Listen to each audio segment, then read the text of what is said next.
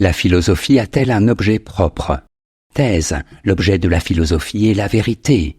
Sur la vérité reposent toutes les vertus que la philosophie enseigne aux hommes. Antithèse. La philosophie n'a ni objet propre, ni limite, dans la mesure où ce qui l'intéresse, c'est d'expliquer l'ensemble du réel. Thèse. La philosophie a un objet propre. En effet, la philosophie est quête de vérité. Son principal souci est de fonder sur cette dernière les préceptes moraux que les hommes doivent suivre pour parvenir au bonheur, tout en respectant la justice. Premier argument. L'objet de la philosophie est la connaissance des vérités éternelles. Les philosophes, dit Platon, aiment toujours la science, parce qu'elle peut leur faire connaître cette essence immuable qui n'est point soumise aux vicissitudes de la génération et de la corruption. La République, cette essence n'est autre que le souverain bien, principe de toute chose et dont découlent toutes les vérités. Deuxième argument, la morale repose sur la vérité. Ainsi que le pense Épictète, la première et la plus importante partie de la philosophie est de mettre les maximes en pratique. Par exemple, qu'il ne faut pas mentir. La deuxième est la démonstration de ces maximes, manuelle. La troisième est la vérification logique de cette démonstration. Tout ce qui est bien ou juste doit également être logiquement vrai. Troisième argument. La philosophie n'admet que ce qui est certain. Descartes a consacré toute son existence à construire une méthode permettant à tout homme usant de la raison de parvenir à des connaissances claires et distinctes, c'est-à-dire indubitables. De vérité première, il a logiquement déduit un système composé de 5 parties, la métaphysique, la physique, la mécanique, la médecine et enfin la morale.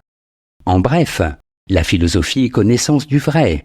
En effet, c'est de la vérité que découlent tous les principes permettant aux hommes de conduire droitement leur existence.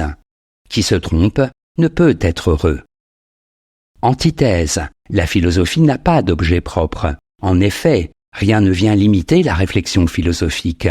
Contrairement au savoir scientifique et aux sciences humaines, la philosophie a pour tâche de rendre compte, de façon cohérente, de la totalité du réel. Premier argument. La philosophie est infinie. Pour Éric Veil, la philosophie est infinie, non au sens que ce mot possède dans l'usage courant, où il signifie la possibilité et la nécessité de continuer sans fin, mais au sens où est infini, ce qui ne se trouve limité par rien qui lui soit extérieur et qui le restreigne. Philosophie morale. La pensée n'est pas un objet particulier. Elle est en soi une totalité. Deuxième argument. Tout est philosophique. Le physicien étudie la structure de la matière, le sociologue, l'homme en tant qu'il est partie intégrante d'un groupe social donné. À la philosophie ne s'attache aucun domaine spécifique de la connaissance. En tant que quête du sens, la philosophie interroge sur l'homme en général, ses rapports à autrui et au monde qui l'entoure. Troisième argument. Le philosophe tente de donner un sens à tout. La philosophie est une réflexion pour qui toute matière étrangère est bonne. Et nous dirions volontiers pour qui toute bonne matière doit être étrangère, écrit Georges Canguilhem dans Le normal et le pathologique. La philosophie ne se préoccupe donc que de ce qui, provisoirement, échappe à la raison. Sa matière, c'est tout ce qui provoque son étonnement. Philosopher, c'est se demander pourquoi ce qui est ainsi, et non autrement. L'interrogation philosophique n'a donc pas d'objet propre. Elle concerne tout aussi bien la nature que la réalité humaine. Synthèse. La philosophie a bien un objet propre, l'homme. Mais, à bien y réfléchir, l'homme n'est pas un objet particulier. Il est à lui seul une totalité dont la raison ne parvient pas à définir les limites. La philosophie n'est pas l'économie, la psychologie, la chimie, les mathématiques, la biologie. Cependant, elle s'intéresse à tous ces domaines de la connaissance, et à bien d'autres encore, non en ayant la prétention d'en savoir autant que le spécialiste qui a consacré sa vie à l'étude des mollusques ou de la formation des étoiles, mais en se demandant comment l'esprit découvre en analysant ses méthodes d'investigation du réel. Qu'il s'agisse d'art, de morale, de politique, d'histoire ou de science, la philosophie n'a qu'une seule préoccupation, donner un sens à tous les aspects du réel, quête sans fin, parce que le réel ne s'épuise pas, tout comme la pensée de l'homme n'a pas de limite. Note et commentaire. Éric Veil.